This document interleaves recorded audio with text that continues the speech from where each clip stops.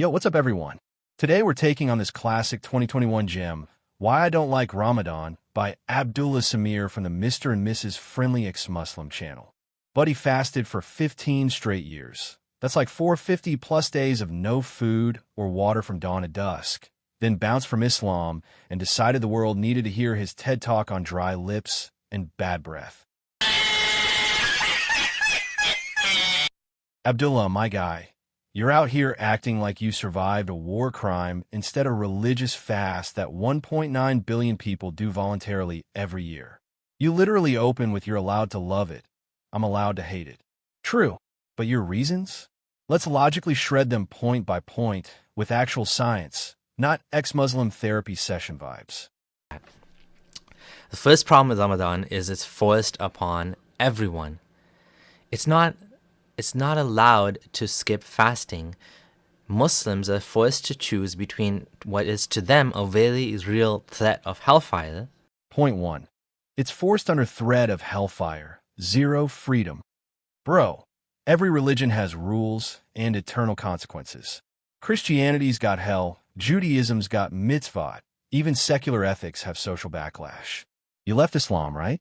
You're living proof the threat isn't a physical cage. Billions of Muslims fast because they choose the discipline, the community, the spiritual reset. You make it sound like a North Korean labor camp. You fasted perfectly for 15 years out of fear, then quit and build a career complaining about it. Peak ex-Muslim grift energy. Congrats on the freedom. Now stop projecting your trauma onto everyone else's choice. The second thing is, lack of water is not healthy. I remember by the end of the month, my lips were parched and dry and it was awful. It was awful because there's only so much water you can drink in those 30 days. In those few hours, I should say, between sunset and dawn. Now, of course, depending on where you live, you might have a little bit more time, but especially in the summer months and especially in the northern latitudes like in Canada, I'm talking about like 17-hour fast. There's only so much water you can drink and so much food you can eat, especially when you have to sleep, right? Normal people. Here's where science slaps you harder than iftar traffic.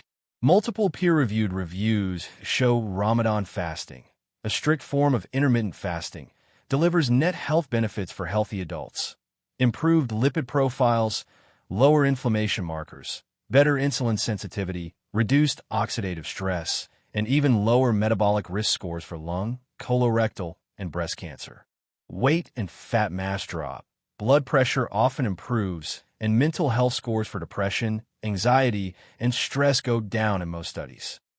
Islam built in exemptions 1,400 years ago for the sick, pregnant, travelers, kids, stuff modern medicine still agrees with.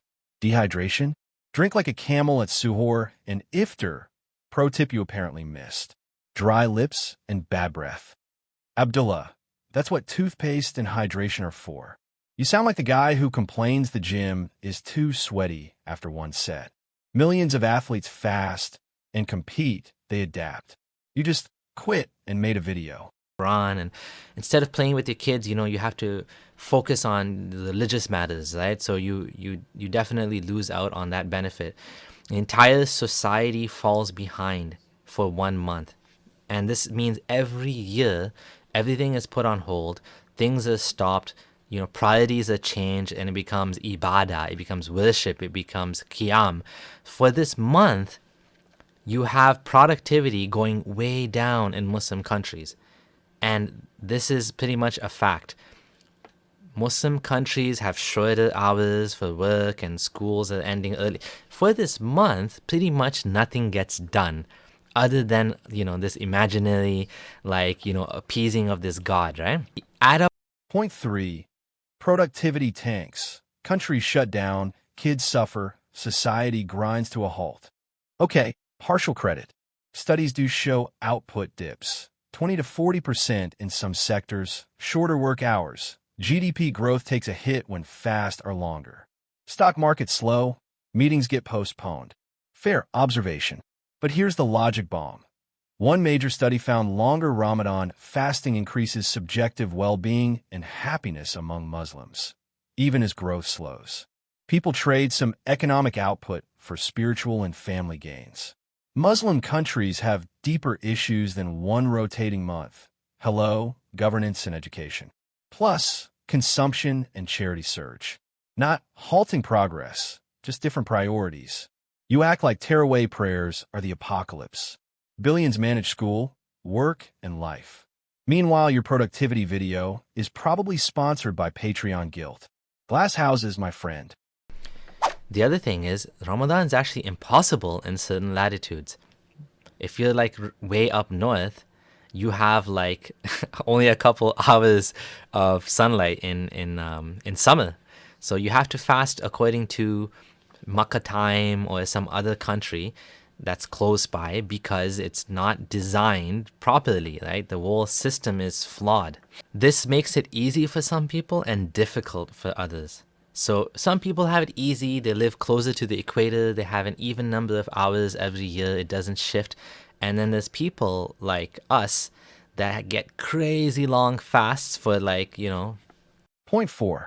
Latitude problems. 17-hour fasts in Canada are impossible. Use Mecca time? Ridiculous. Fiqh scholars already solved this centuries ago. Follow your local sunrise/sunset or average day length. No one in polar regions is forced into 24-hour torture. Exemptions exist. And yes, summer fasts suck more. But that's weather, not a gotcha against the religion. Christians in Alaska celebrate Christmas in zero sunlight. Nobody calls it proof God hates them. It's impossible in the north, said the guy who left the faith instead of using the built-in flexibility.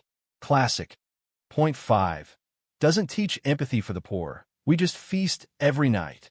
Plus cultural gripes, women cook, non-Muslims pressured, entitlement. Feasting is cultural overkill, not Islamic doctrine. Core of Ramadan, zakat, charity spikes massively. Feeding the poor at iftars, self-control. Lavish buffets? Yeah, that's people being extra. Same way Christmas turns into shopping sprees. Blame culture, not the fast. Women cooking while men pray. Gender roles exist in many societies. Plenty of Muslim families split chores. Pressure on non-Muslims? Happens in some countries. That's authoritarianism. Not the religion's fault. See, every majority religion ever. It doesn't make you empathize with the poor. Bro, you went from fasting to complaining on camera about dry lips while collecting Patreon. Who's the entitled one here? What do you think? Valid critique or ex-Muslim cope? Drop your thoughts below. If you enjoyed the logical takedown, smash like, subscribe, and I'll see you next time we debunk another sacred cow. And remember, you can always fast for the gains, not the guilt.